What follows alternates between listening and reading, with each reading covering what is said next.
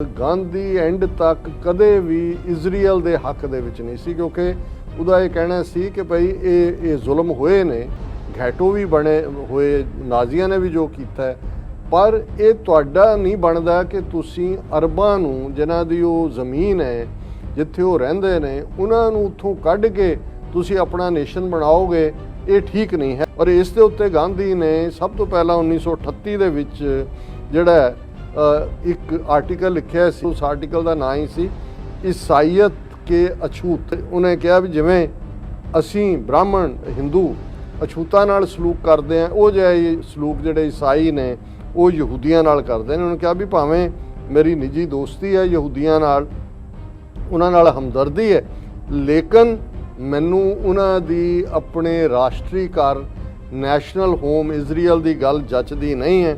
और नाल दी नाल उन्होंने कहा भी जो उन्हां नाल जर्मन च हो रहा उसका कोई इतिहास सानी नहीं है। हिटलर उन्होंने उस हद तक लै गया जिहड़ा इंसानियत के उत्ते कलंक है कि मैनू इहदे च कोई शक नहीं कि फलस्तीनी इलाके च रहने वाले यहूदी गलत रस्ते ते जा रहे हैं। बाइबल च जिस फलस्तीन की गल है अज उहदी कोई जियोग्राफिकल एंटिटी नहीं है, क्योंकि जदों ये हुण ग्रेटर इजराइल की गल भी करते हैं उसका सहारा बाइबल चों लभदे ने। लेकिन जे हुण उही ज़्यादतियां यहूदी अरबां दे उत्ते करके इस फलस्तीन दे विच अपनी थां बनाणगे ते ये ठीक नहीं है।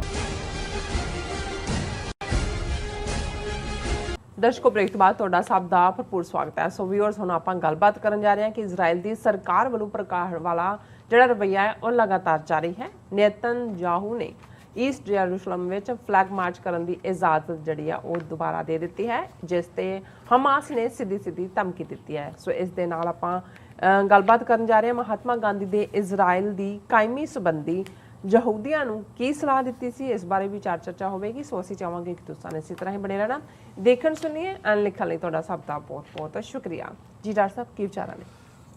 देखो, इजराइल के प्राइम मिनिस्टर नेतनयाहू जिहड़ा बिल्कुल नियो नाजी वांग पिछले 12-13 सालों तो बिहेव कर रहा है, करप्शन के चार्जिस विच मुलवस है, लेकिन क्योंकि प्राइम मिनिस्टर होंदे आ उस दे उत्ते मुकदमा नहीं चल सकता, उहदे कोल मेजोरिटी नहीं है। और आने वाले ऐतवार उन्हां दी पार्लीमेंट जिन्हों कनैसेट कहंदे ने उन्होंने वोट करना है, इनू बाहर करना है, नवीं हुकूमत बननी है और उहदे च भी सिर्फ एक वोट दे नाल फैसला होना है। और ये कोशिश कर रहा है कि भाई किसी तरीके नाल वो पावर नूं अपने हत्थां च रखे, उन्होंने रिज़ाइन ना करना पे। लेकिन जिहड़ा फितना हुंदा है, जिहड़ा ये शैतान दा शतूंगड़ा हुंदा है, वो अपनियां चालां तो अपनियां माड़ियां हरकतां तो बाज नहीं आंदा। असीं देखते हैं कि लगभग 11 दिन गाज़ा दे विच किवें बारबैरिटी जिहड़ी है इन्हां ने बरबरीयत वरती। और उसकी शुरुआत ईस्ट यरूशलम तो हुई, उहदे च अल अक्सा मॉस्क दे नाल जिहड़ा शेख जरा दे विच फलस्तीनियां नूं उत्थों अपरूट करन दी लाइन सी, वो भी अजे दबाव बनाया होया। पर उहदे नाल एक होर प्रोवोकेशन सी कि ये वो जिहड़ी 6 डे वॉर 1967 दी है कि जिहदे च उन्होंने ईस्ट यरूशलम इजराइल ने कैप्चर कीता सी जॉर्डन तो, उस दिन नूं वो बड़े जिहड़े इन्हां दे राइट विंगर ने वो सैलीब्रेट करते हैं। और उस इलाके चों जिथे कि फलस्तीनी मुसलमान वसते ने वो जलूस लैके जाते हैं और उत्थे भड़काहट वाले नारे भी लाउंदे ने। हुण क्योंकि इसका नतीजा सी कि भाई उहदी इजाजत पहलां भी दित्ती, हमास ने वार्निंग दी सी कि मसीत चों कड्डो अपने सिक्योरिटी दस्ते और बंद करो, और फिर उन्होंने रॉकेट दागे जिस तो ये प्रोवोकेशन हुई। और ज़ाहिर है कि हुण एक सीज़ फायर इन प्लेस है। पर नेतनयाहू जिहड़ा अपनी पावर किसी भी कीमत ते उन्होंने लगता है भी अजे तक वायोलेशन क्यों नहीं हुई सीज़ फायर दी, और जे उन्होंने अजे भी संडे तक उन्हें पता नहीं शैतान बारे अक्सर ये हुंदा है कि भाई उहदी जिहड़े तुसीं 2 दे टेंटैकल कड्डो 4 निकल आंदे ने। और हुण जिहड़ी खबर अज BBC दी है, Israel approves flag march through Jerusalem's old city. Israel's outgoing government has said a flag march by Israeli nationalists through Jerusalem's old city can happen next week pending police approval। हुण उन्होंने कहा जी अगले हफ्ते तुसीं कर लेना, क्योंकि ये दो ने, एक तो ये है कि भी इस सारे दे नाल भड़काहट होए पहलां ही, और इहदे नाल दी नाल हमास ने इस दे उत्ते वार्निंग उन्होंने दे दी है। The militant group Hamas has warned the march could trigger a new round of conflict in Gaza should it proceed। ਹੁਣ ਇਹ ਵੀ ਬਿਲਕੁਲ ਨੇਤਨਯਾਹੂ ਇਹ ਸਮਝਦਾ ਹੈ ਵੀ ਜੇ ਸੰਡੇ ਉਹਦੀ ਹਕੂਮਤ ਡਿੱਗ ਵੀ ਪੈਂਦੀ ਹੈ, ਕਿਉਂਕਿ ਨੈਕਸਟ ਵੀਕ ਦੀ ਇਹ ਸਰਕਾਰ ਜਿਹੜੀ ਹੁਣ ਆਏਗੀ ਇਹਦੀ ਥਾਂ ਤੇ, ਉਹ ਇਹਦੇ ਤੋਂ ਵੀ ਰਾਈਟ ਵਿੰਗਰ ਹੈ ਜਿਹੜਾ ਉਹਦਾ ਬਣਨਾ ਉਹਦਾ ਪ੍ਰਾਈਮ ਮਿਨਿਸਟਰ। ਹਾਲਾਂ ਲੈਫਟਿਸਟ ਨੇ, ਅਰਬ ਜਿਹੜੇ ਨੇ 20% ਆਬਾਦੀ ਤਾਂ ਉੱਥੇ ਅਰਬਾਂ ਦੀ, ਅਰਬ ਮੁਸਲਮਾਨਾਂ ਦੀ ਹੈ ਇਜ਼ਰਾਈਲ ਦੇ ਵਿੱਚ, ਉਹ ਵੀ ਪਾਰਟੀ 'ਚ ਹੋਣਗੇ। ਪਰ ਇਹ ਮੁਸੀਬਤ 'ਚ ਪਾਉਣਾ ਨਵੀਂ ਹਕੂਮਤ ਨੂੰ ਵੀ ਕਿ ਜੇ ਉਹ ਇਜਾਜ਼ਤ ਦੇਣ ਤੇ ਜ਼ਾਹਰ ਹੈ ਕਿ ਹਮਾਸ ਉਹਨੂੰ ਰਿਐਕਟ ਕਰੇਗਾ ਜਿਵੇਂ ਪਹਿਲਾਂ ਕੀਤਾ ਤੇ ਉਹ ਸ਼ੁਰੂ ਹੋ ਜਾਏਗਾ ਕੰਮ। ਔਰ ਫਿਰ ਜਿਹੜਾ ਉਹ ਗਵਰਨਮੈਂਟ ਨਹੀਂ, ਤੇ ਜੇ ਉਹ ਯੀਲਡ ਕਰਦੇ ਨੇ, ਨਹੀਂ ਇਜਾਜ਼ਤ ਦਿੰਦੇ, ਇਹ ਫਿਰ ਐਕਸਟ੍ਰੀਮਿਸਟ ਲਾਈਨ ਲੈ ਕੇ ਕਹਿ ਸਕਦਾ ਕਿ ਜੀ ਦੇਖੋ ਇਹ ਬੜੇ ਬਣਦੇ ਸੀ, ਗੱਲਾਂ ਮਾਰਦੇ ਸੀ ਕਿ ਭਾਈ ਅਸੀਂ ਯਹੂਦੀਆਂ ਦਾ ਇਹ ਤੇ ਉਹ, ਇਹ ਤਾਂ ਇਹਨਾਂ ਨੇ ਜਿਹੜਾ ਰੂਟੀਨ 'ਚ ਮਾਰਚ ਅਸੀਂ ਹਰ ਸਾਲ ਕਰਦੇ ਹਾਂ ਉਹਦੀ ਆਗਿਆ ਵੀ ਨਹੀਂ ਦਿੱਤੀ। ਪਰ ਇਹਦੇ ਨਾਲ ਇਹ ਵੀ ਮੈਂ ਇੱਕ ਦਿਲਚਸਪ, ਹਾਲਾਂ ਇਹ ਵਕਤ ਮੰਗਦੀ ਹੈ ਇਹ ਗੱਲ, ਮਹਾਤਮਾ ਗਾਂਧੀ, ਮਹਾਤਮਾ ਕੋਟ ਅਨਕੋਟ ਹੈ, ਅਸੀਂ ਨਹੀਂ ਉਹਨੂੰ ਮਹਾਤਮਾ ਮੰਨਦੇ, ਪਰ ਬਹੁਤ ਵਾਰ ਜਦੋਂ ਕਈ ਗਾਂਧੀ ਲਫ਼ਜ਼ ਇਕੱਲਾ ਕਹੋ ਤਾਂ ਕਈਆਂ ਨੂੰ ਲੱਗਦਾ ਪਤਾ ਨਹੀਂ ਇੰਦਰਾ ਗਾਂਧੀ ਹੈ ਜਾਂ ਕੋਈ ਹੋਰ ਗਾਂਧੀ ਹੈ। ਸੋ ਇਸ ਲਈ ਇਹ ਲਫ਼ਜ਼ ਇਸਤੇਮਾਲ ਕਰਨਾ ਪੈਂਦਾ। ਹੁਣ ਇਹਦੇ 'ਚ ਕੋਈ ਸ਼ੱਕ ਨਹੀਂ ਹੈ ਕਿ ਗਾਂਧੀ ਜਦੋਂ ਸਾਊਥ ਅਫਰੀਕਾ 'ਚ ਰਿਹਾ, ਉਹਦਾ ਜਿਹੜਾ ਰੂਮਮੇਟ ਸੀ ਉਹ ਵੀ ਇੱਕ ਯਹੂਦੀ ਸੀ, ਔਰ ਇਹ ਸਧਾਰਨ ਰੂਮਮੇਟ ਨਹੀਂ ਸੀ। ਇਹ ਗਾਂਧੀ ਦੇ ਉੱਤੇ ਹੋਮੋਸੈਕਸ਼ੂਅਲ ਹੋਣ ਦੀ ਵੀ ਗੱਲ ਆਉਂਦੀ ਹੈ। ਉਹਦਾ ਉਹ ਜਿਹੜਾ ਪਾਰਟਨਰ ਸੀ, ਜਿਹਨੂੰ ਅੱਜ ਦੀ ਜ਼ੁਬਾਨ 'ਚ ਕਿਹਾ ਜਾਂਦਾ, ਔਰ 2-3-4 ਸਾਲ ਪਹਿਲਾਂ ਜਿਹੜੇ ਪਰਸਨਲ ਲੈਟਰ ਗਾਂਧੀ ਨੇ ਆਪਣੇ ਇਸ ਦੋਸਤ ਨੂੰ ਲਿਖੇ, ਜਿਹੜੇ ਜ਼ਾਹਰ ਹੈ ਉਹ ਪਾਰਟਨਰਸ਼ਿਪ ਨੂੰ ਪ੍ਰੂਵ ਕਰਦੇ ਸੀ, ਉਹ ਲੰਡਨ ਦੇ ਵਿੱਚ ਨਿਲਾਮ ਹੋਣ ਉੱਤੇ ਸੀ, ਔਰ ਉਹਨਾਂ ਨੂੰ ਕਿਸੇ ਤੱਕ ਪਹੁੰਚਣ ਤੋਂ ਪਹਿਲਾਂ ਹੀ ਜਿਹੜਾ ਇੰਡੀਅਨ ਗਵਰਨਮੈਂਟ ਨੇ ਖਰੀਦ ਲਿਆ ਤਾਂ ਕਿ ਜਿਹਨੂੰ ਰਾਸ਼ਟਰਪਿਤਾ ਬਣਾਇਆ ਹੋਇਆ, ਫਾਦਰ ਆਫ ਦਾ ਨੇਸ਼ਨ, ਉਹਦਾ ਦੂਜਾ ਜਲੂਸ ਨਾ ਨਿਕਲੇ। ਪਰ ਇਹ ਵਿਸ਼ਾ ਨਹੀਂ ਹੈ। ਪਰ ਮੈਂ ਇਹ ਕਹਿਣਾ ਚਾਹੁੰਦਾ ਕਿ ਉਹ ਯਹੂਦੀ ਸੀ, ਔਰ ਇਹਦੇ ਬਾਵਜੂਦ ਗਾਂਧੀ ਐਂਡ ਤੱਕ ਕਦੇ ਵੀ ਇਜ਼ਰਾਈਲ ਦੇ ਹੱਕ ਦੇ ਵਿੱਚ ਨਹੀਂ ਸੀ, ਕਿਉਂਕਿ ਉਹਦਾ ਇਹ ਕਹਿਣਾ ਸੀ ਕਿ ਭਾਈ ਇਹ ਜ਼ੁਲਮ ਹੋਏ ਨੇ, ਘੈਟੋ ਵੀ ਬਣੇ ਹੋਏ, ਨਾਜ਼ੀਆਂ ਨੇ ਵੀ ਜੋ ਕੀਤਾ, ਪਰ ਇਹ ਤੁਹਾਡਾ ਨਹੀਂ ਬਣਦਾ ਕਿ ਤੁਸੀਂ ਅਰਬਾਂ ਨੂੰ, ਜਿਨ੍ਹਾਂ ਦੀ ਉਹ ਜ਼ਮੀਨ ਹੈ ਜਿੱਥੇ ਉਹ ਰਹਿੰਦੇ ਨੇ, ਉਹਨਾਂ ਨੂੰ ਉੱਥੋਂ ਕੱਢ ਕੇ ਤੁਸੀਂ ਆਪਣਾ ਨੇਸ਼ਨ ਬਣਾਓਗੇ। ਇਹ ਠੀਕ ਨਹੀਂ ਹੈ। ਔਰ ਮੈਂ, ਕਿਉਂਕਿ ਇਹ BBC ਦੀ ਵੀ ਇਸ ਦੇ ਉੱਤੇ ਸਟੋਰੀ ਸੀ, ਔਰ ਇਸ ਦੇ ਉੱਤੇ ਗਾਂਧੀ ਨੇ ਸਭ ਤੋਂ ਪਹਿਲਾਂ 1938 ਦੇ ਵਿੱਚ ਜਿਹੜਾ ਇੱਕ ਆਰਟੀਕਲ ਲਿਖਿਆ ਸੀ। ਪਹਿਲਾਂ ਤਾਂ ਉਹਨੇ ਈਸਾਈਆਂ ਨੂੰ ਭੰਨਿਆ ਕਿ ਬਈ ਤੁਸੀਂ ਯਹੂਦੀਆਂ ਨਾਲ ਕਿਵੇਂ ਸਲੂਕ ਕਰ ਰਹੇ ਹੋ, ਔਰ ਉਸ ਆਰਟੀਕਲ ਦਾ ਨਾਂ ਹੀ ਸੀ ਈਸਾਈਅਤ ਕੇ ਅਛੂਤ, ਕਿ ਵੀ ਇੱਥੇ ਸਾਡੇ ਅਛੂਤ ਨੇ ਔਰ ਈਸਾਈਅਤ ਦੇ ਅਛੂਤ ਜਿਹੜੇ ਨੇ। ਉਹਨੇ ਕਿਹਾ ਕਿ ਵੀ ਮੇਰੀ ਹਮਦਰਦੀ ਯਹੂਦੀਆਂ ਦੇ ਨਾਲ ਹੈ। ਮੈਂ ਸਾਊਥ ਅਫਰੀਕਾ ਦੇ ਉਹਨਾਂ ਦਿਨਾਂ ਤੋਂ ਹੀ ਉਹਨਾਂ ਨੂੰ ਬੜੇ ਕਰੀਬ ਤੋਂ ਜਾਣਦਾ। ਕੁਛ ਐਸੇ ਨੇ ਜਿਨ੍ਹਾਂ ਨਾਲ ਮੇਰੀ ਤਾਉਮਰ ਦੀ ਦੋਸਤੀ ਹੈ, ਔਰ ਉਹਨਾਂ ਤੋਂ ਹੀ ਮੈਨੂੰ ਪਤਾ ਵੀ ਲੱਗਦਾ ਹੈ ਵੀ ਉਹਨਾਂ ਨਾਲ ਕੀ ਜ਼ਿਆਦਤੀਆਂ ਹੋਈਆਂ ਨੇ। ਇਹਨਾਂ ਲੋਕਾਂ ਨੂੰ ਈਸਾਈਆਂ ਨੇ ਅਛੂਤ ਬਣਾ ਦਿੱਤਾ। ਔਰ ਉਹਨੇ ਕਿਹਾ ਵੀ ਜਿਵੇਂ ਅਸੀਂ ਬ੍ਰਾਹਮਣ ਹਿੰਦੂ ਅਛੂਤਾਂ ਨਾਲ ਸਲੂਕ ਕਰਦੇ ਹਾਂ, ਉਹ ਜਿਹੇ ਸਲੂਕ ਜਿਹੜੇ ਈਸਾਈ ਨੇ ਉਹ ਯਹੂਦੀਆਂ ਨਾਲ ਕਰਦੇ ਨੇ। ਉਹਨੇ ਕਿਹਾ ਵੀ ਭਾਵੇਂ ਮੇਰੀ ਨਿੱਜੀ ਦੋਸਤੀ ਹੈ ਯਹੂਦੀਆਂ ਨਾਲ, ਉਹਨਾਂ ਨਾਲ ਹਮਦਰਦੀ ਹੈ, ਲੇਕਿਨ ਮੈਨੂੰ ਉਹਨਾਂ ਦੀ ਆਪਣੇ ਰਾਸ਼ਟਰੀ ਘਰ, ਨੈਸ਼ਨਲ ਹੋਮ ਇਜ਼ਰਾਈਲ ਦੀ ਗੱਲ ਜੱਚਦੀ ਨਹੀਂ ਹੈ। ਭਾਵੇਂ ਇਹਦੇ ਲਈ ਉਹ ਬਾਈਬਲ ਦਾ ਬੇਸ ਲੱਭ ਰਹੇ ਨੇ, ਔਰ ਇਸ ਦੇ ਉੱਤੇ ਹੀ ਉਹ ਫਲਸਤੀਨੀ ਇਲਾਕੇ 'ਚ ਵਾਪਸ ਮੁੜਨ ਦੀ ਗੱਲ ਕਰ ਰਹੇ ਨੇ। ਇਹ 1938 'ਚ ਗਾਂਧੀ ਲਿਖ ਰਿਹਾ, ਔਰ ਇਹ ਫਾਰਸਾਈਟਡ ਮੈਂ ਕਹਾਂਗਾ। ਹਾਲਾਂਕਿ 1948 ਦੇ ਵਿੱਚ ਇਜ਼ਰਾਈਲ ਬਣਦਾ, ਜਦੋਂ UN ਦਾ ਮਤਾ ਆਉਂਦਾ।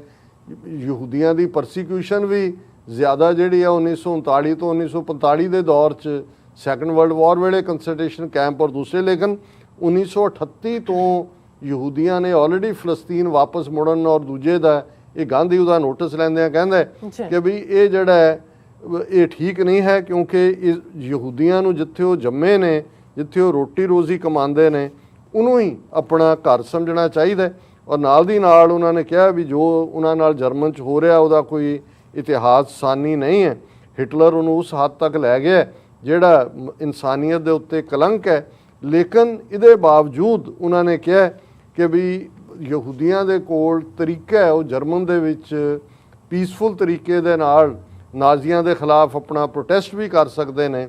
ਔਰ ਜੇ ਉਹਨਾਂ ਨੇ ਕਿਹਾ ਕਿ ਜੇ ਮੈਂ ਯਹੂਦੀ ਹੁੰਦਾ, ਮੈਂ ਜਰਮਨ 'ਚ ਪੈਦਾ ਹੋਇਆ ਹੁੰਦਾ, ਉੱਥੇ ਆਪਣੀ ਰੋਟੀ ਰੋਜ਼ੀ ਕਮਾ ਰਿਹਾ ਹੁੰਦਾ, ਜਿੰਨਾ ਮਰਜ਼ੀ ਤਾਕਤਵਰ ਹਿਟਲਰ ਦਾ ਰਜੀਮ ਸੀ, ਮੈਂ ਉਹਨੂੰ ਜਿਹੜਾ ਚੈਲੰਜ ਕਰਦਾ ਕਿ ਭਾਈ ਭਾਵੇਂ ਸਾਨੂੰ ਗੋਲੀ ਮਾਰ ਦਿਓ, ਪਰ ਅਸੀਂ ਹੋਰ ਕਿਤੇ ਨਹੀਂ ਜਾਣਾ।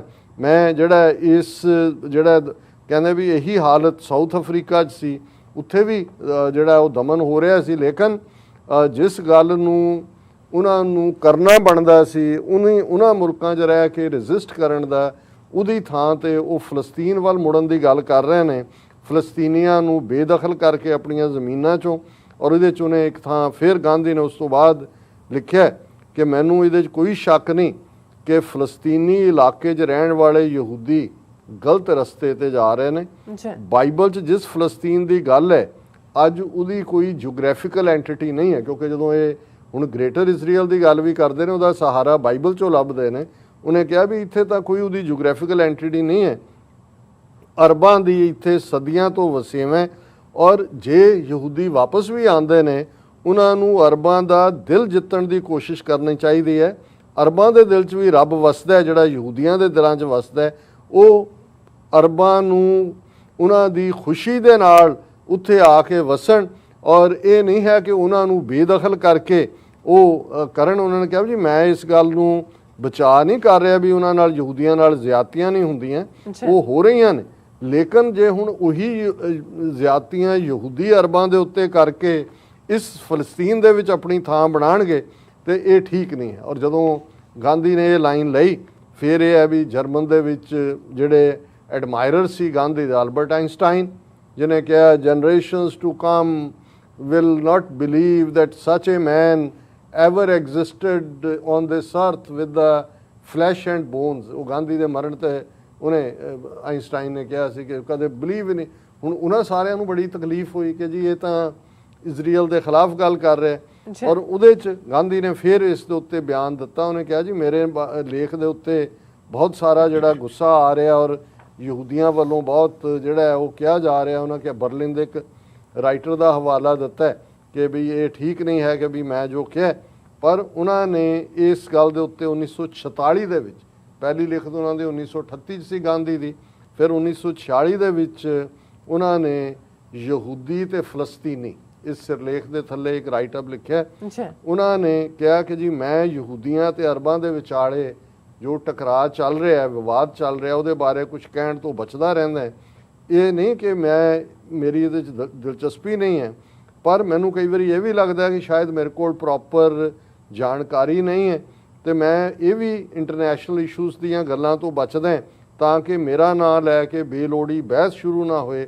ਲੇਕਿਨ ਮੈਨੂੰ ਆਪਣੀ ਇੱਕ ਅਖਬਾਰ 'ਚ ਛਪੀਆਂ 4 ਲਾਈਨਾਂ ਦੀ ਖਬਰ ਨੇ ਮੈਨੂੰ ਆਪਣੀ ਚੁੱਪੀ ਤੋੜਨ 'ਤੇ ਮਜਬੂਰ ਕੀਤਾ ਹੈ, ਜਦੋਂ ਕਿ ਮੈਨੂੰ ਮੇਰੇ ਇੱਕ ਦੋਸਤ ਨੇ ਇਕੱਤਰ ਭੇਜੀ ਹੈ ਔਰ ਉਹਨਾਂ ਨੇ ਕਿਹਾ ਵੀ ਠੀਕ ਹੈ, ਮੈਂ ਮੰਨਦਾ ਹਾਂ ਕਿ ਯਹੂਦੀਆਂ ਦੇ ਉੱਤੇ ਬਹੁਤ ਜ਼ੁਲਮ ਹੋਇਆ ਹੈ, ਮੈਂ ਇਹ ਵੀ ਜਾਣਦਾ ਕਿ ਯਹੂਦੀ ਬਸਤੀਆਂ ਨੂੰ ਘੈਟੋ ਕਿਹਾ ਜਾਂਦਾ ਹੈ, ਪਰ ਇਸ ਸਾਰੇ ਦੇ ਬਾਵਜੂਦ ਲੇਕਿਨ ਉਹਨਾਂ ਤੋਂ ਇਹ ਬਹੁਤ ਵੱਡੀ ਗਲਤੀ ਹੋਈ ਹੈ ਯਹੂਦੀਆਂ ਤੋਂ ਫਲਸਤੀਨੀ ਇਲਾਕਿਆਂ ਦੇ ਵਿੱਚ ਖੁਦ ਨੂੰ ਜ਼ਬਰਨ ਥੋਪਣਾ।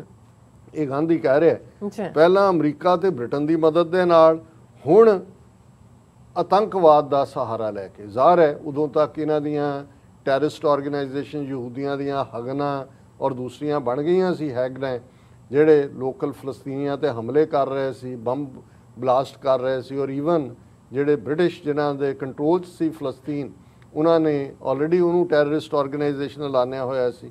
ਉਹਨਾਂ ਨੇ ਕਿਹਾ ਵੀ ਇਹ ਬਿਲਕੁਲ ਠੀਕ ਨਹੀਂ ਹੈ, ਇਹ ਨਿਊ ਟੈਸਟਾਮੈਂਟ ਦਾ ਗਲਤ ਇੰਟਰਪ੍ਰੀਟੇਸ਼ਨ ਕਰਕੇ ਜਿਹੜਾ ਯਹੂਦੀ ਸਮਾਜ ਜਿਹੜਾ ਉਹ ਗਲਤ ਰਸਤੇ ਦੇ ਉੱਤੇ ਤੁਰਿਆ ਹੋਇਆ ਕਿ ਵੀ ਇਸ ਸਾਰੇ ਦੇ ਨਾਲ ਬੇਸ਼ੱਕ ਮੇਰੀ ਹਮਦਰਦੀ ਯਹੂਦੀਆਂ ਨਾਲ ਹੈ ਵੀ ਉਹਨਾਂ ਦੇ ਉੱਤੇ ਜ਼ੁਲਮ ਹੋ ਰਹੇ ਨੇ, ਲੇਕਿਨ ਮੈਂ ਇਹ ਸਮਝਦਾ ਵੀ ਉਹ ਜੋ ਕੁਛ ਹੁਣ ਕਰ ਰਹੇ ਨੇ ਫਲਸਤੀਨੀਆਂ ਦੇ ਨਾਲ, ਫਲਸਤੀਨੀ ਧਰਤੀ ਦੇ ਉੱਤੇ ਜਬਰਨ ਆਪਣੇ ਆਪ ਨੂੰ ਉਹਨਾਂ ਦੇ ਉੱਤੇ ਥੋਪਣਾ, ਉਹ ਵੀ ਟੈਰਰਿਸਟ ਤਰੀਕਿਆਂ ਦਾ ਸਹਾਰਾ ਲੈ ਕੇ, ਇਹ ਯਹੂਦੀਆਂ ਦੀ ਕਿਵੇਂ ਕਲਿਆਣ ਕਰੇਗਾ।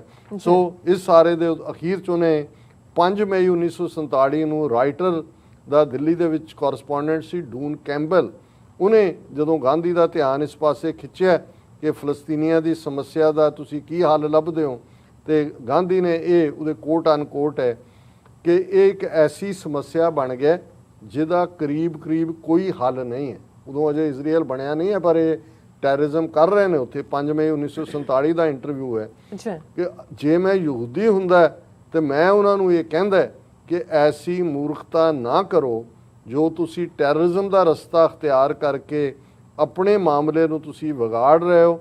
ਇਹ ਇੱਕ ਸਿਆਸੀ ਖਿੱਚੋਤਾਣ ਹੈ, ਇਹ ਸਭ ਬੇਕਾਰ ਹੈ। ਮੈਂ ਯਹੂਦੀਆਂ ਨੂੰ ਇਹ ਕਹਾਂਗਾ ਕਿ ਉਹ ਅਰਬਾਂ ਦੇ ਨਾਲ ਦੋਸਤੀ ਕਰਨ ਔਰ ਉਹਨਾਂ ਦੀ ਹਮਦਰਦੀ ਔਰ ਪਿਆਰ ਦੇ ਸਹਾਰੇ ਜੇ ਉੱਥੇ ਵਸਣਾ ਚਾਹੁੰਦੇ ਨੇ ਵਸਣ, ਉਹਨਾਂ ਨੂੰ ਬੇਜ਼ਮੀਨੇ ਕਰਕੇ ਬੇਦਖਲ ਕਰਕੇ ਨਹੀਂ। ਔਰ ਇਹ ਜਿਹੜਾ ਗਾਂਧੀ 5 ਮਈ 1947 ਨੂੰ ਕਹਿੰਦਾ ਔਰ ਅਸੀਂ ਇਹ ਦੇਖਦੇ ਹਾਂ ਕਿ ਇਸ ਤੋਂ ਇਜ਼ਰਾਈਲ ਬਣਨ ਤੋਂ 3 ਮਹੀਨੇ ਪਹਿਲਾਂ ਇਜ਼ਰਾਈਲ 14 ਮਈ 1948 ਨੂੰ ਬਣਦਾ ਔਰ 30 ਜਨਵਰੀ 1948 ਨੂੰ ਗਾਂਧੀ ਦੀ ਮੌਤ ਹੁੰਦੀ ਹੈ। ਸੋ ਮੈਂ ਸਮਝਦਾ ਵੀ ਜਿਹਨੂੰ ਕਹਿੰਦੇ ਨੇ ਕਿ ਭਾਈ ਜਿੱਥੇ ਜਿਹਦਾ ਫੇਅਰ ਹੈ ਉਹ ਦੇਣਾ ਬਣਦਾ ਹੈ।